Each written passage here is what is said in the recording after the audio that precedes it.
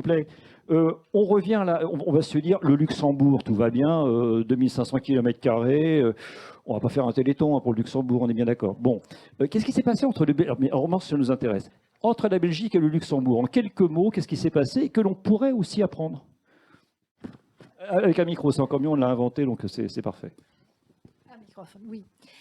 Quelque chose de très intéressant qui peut être utilisé comme un cas d'étude, un exemple. Ils ont passé une coordination, une coopération pour la gestion de l'aquifère partagé, dans lequel c'est la première fois qu'un des deux pays se préoccupe de la protection de la partie de l'aquifère de l'autre côté. C'est très, très positive et très importante. Je voulais aussi continuer sur Oui. le Sénégal. Il n'y a pas seulement le fleuve.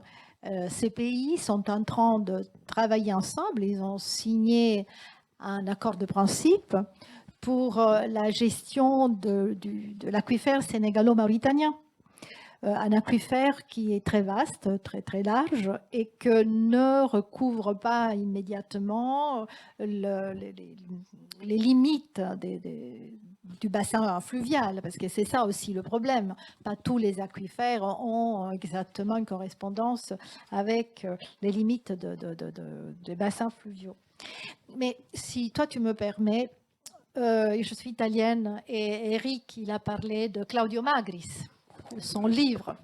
Alors, tu te rappelles qu'en effet, l'Italie, la Croatie et la Slovénie n'ont pas toujours été très, très en paix l'un avec l'autre. Alors, je dirais qu'un livre comme ça, lui, de Claudio Magris, il faudrait l'étudier à l'école des ingénieurs, et justement quand on parle d'hydrodiplomatie. Et c'est pour cela que l'UNESCO est en train de financer, de soutenir et de promouvoir les musées de l'eau, un réseau de musées de l'eau, parce que pour parler aux jeunes, pour changer de mentalité, pour changer d'approche à la gestion de l'environnement et de l'eau, un modèle mathématique ne dit rien à personne, sauf à moi et à Fadi et à Eric, probablement. Vous n'allez pas nous émouvoir beaucoup, mais voilà, bon, on sait qu'on en a besoin, mais voilà. Voilà. Mais comment expliquer l'intérêt suprême, l'intérêt qui est l'intérêt de tout le monde.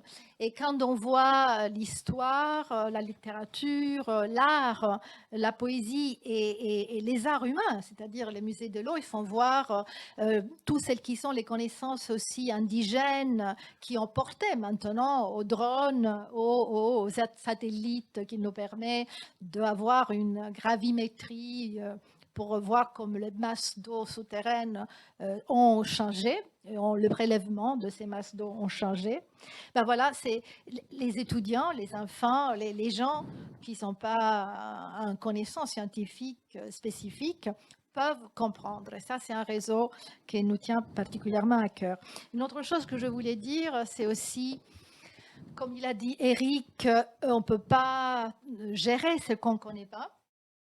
Et l'UNESCO, enfin les pays membres de l'UNESCO, en 2018, ils ont adopté une résolution pour Open Science, c'est-à-dire pour la science ouverte, pour demander que toutes les données relatives, en particulier aux ressources scientifiques, aux données scientifiques, mais aussi à l'eau, soient un accès libre. Chose que ce n'est pas vrai du tout.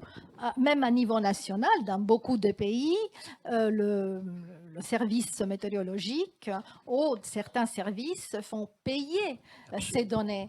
Et la connaissance du citoyen, quand on parle d'approche participative, la connaissance du citoyen, si on n'a pas accès à ces données, à ces informations, et effectivement, il n'y a pas beaucoup de systèmes ouverts d'où ces données sont disponibles à tout citoyen et citoyenne, c'est là que c'est vraiment un effort particulier à faire. C'est le point de